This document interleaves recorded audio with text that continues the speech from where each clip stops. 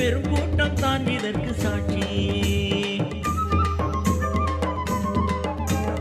ஆறு சுவை அவன் படைத்தான், ஆறறிவும் அவன் கொடுத்தான். 100 வகை நலம் தருவான் கந்தனே, இன்னும் வேறு என்ன தேவை சொல்லு நண்பனே. வேல் இருக்க மயில் இருக்க, வேல் முருகன் துணை இருக்க.